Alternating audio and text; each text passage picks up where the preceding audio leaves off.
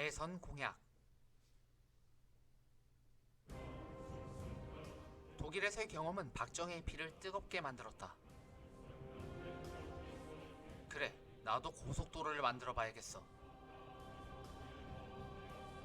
이후 박정희는 직접 고속도로 구상도를 스케치할 정도로 고속도로 건설에 적극적인 열의를 보였다. 고속도로의 모양은 이렇게 하면 좋겠고, 구간은 여기를 지나갔으면 좋겠어. 관련 부처에는 서둘러 건설 계획을 세우라는 지시를 내렸다. 필요한 인력과 장비가 얼마나 필요한지 알아보라는. 하지만 문제는 재원 조달이었다. 임자, 서울에서 부산까지 고속도로를 뚫는데 얼마면 되겠어? 글쎄요, 450억 원이면 어떨까요? 380억 원 정도로 예상해 봅니다. 490억 원 정도면? 잘 모르겠네요. 180억 원 정도면 충분할 겁니다.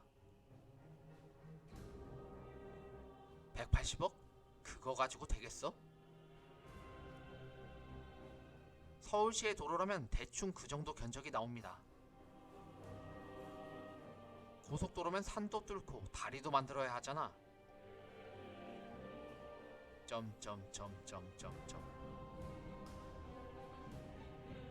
결국 최종 330억 원으로 결정됐다.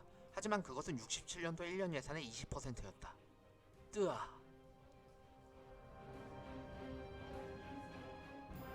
그렇다면 330억 원은 어디서 마련한단 말인가? 먼저 박정희는 한일협정에 의해 들어온 자금을 생각했다. 하지만 소양강댐, 포항제철 건설 등의 자금을 몰아주면서 자금이 충분하지 못했고 겨우 20억 원만을 끌어올 수 있었다. 결국 나머지 300억 원의 사업비는 월남전 추가 파병의 대가로 받게 된 미국의 차관을 사용하게 됐다. 도로 경부고속도로는 월남전 파병 용사와 일제강점기 징용자들의 피와 땀의 대가로 만들어졌다고 할 수 있지. 그리고 도로 건설 이후에는 수익자 부담 원칙에 따라 이용자에게 통행료로 걷어 그 돈으로 빚을 갚기로 했다. 뭐 이러면 되지 않겠어? 그리고 1967년 4월 하순, 대선 유세가 한창 무르익고 있던 때 박정희는 대선 공약으로 경부고속도로 건설을 발표하게 된다. 산업국가에서 도로의 혁명 없이는 산업혁명을 가져올 수 없는 일입니다. 내가 당선되면 반드시 경부고속도로를 뚫도록 하겠습니다. 반대 여론. 하지만 330억 원이라는 천문학적인 액수가 문제였다. 그도 그럴 것이 당시 330억 원이면 1년 정부 예산의 20%나 되는 엄청난 금액이었다. 뜨아. 참고로 2008년 4대강 사업 때 예상 사업비는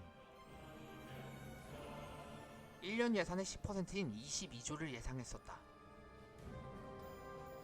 정부 예산의 10%를 쓰는 사업도 그토록 격렬한 반대에 시달릴 수밖에 없는데 20%를 사용하겠다고 발표했으니 어찌 됐겠는가. 자고로 하나의 사업을 밀어붙이면 나머지 교육, 의료, 치안, 복지 등의 분야는 그만큼 뒷전일 수밖에 없잖아. 가뜩이나 67년과 68년 연속으로 남부지방은 심각한 가뭄 피해를 얻고 있었다. 가뭄으로 급수를 받고 있는 농촌의 모습이다.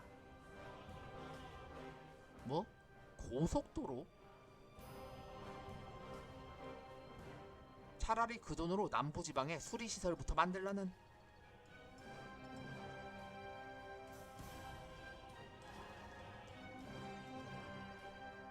때문에 고속도로 건설 발표 소식에 사회 각층에서는 일제히 반대의 목소리가 터져나왔다.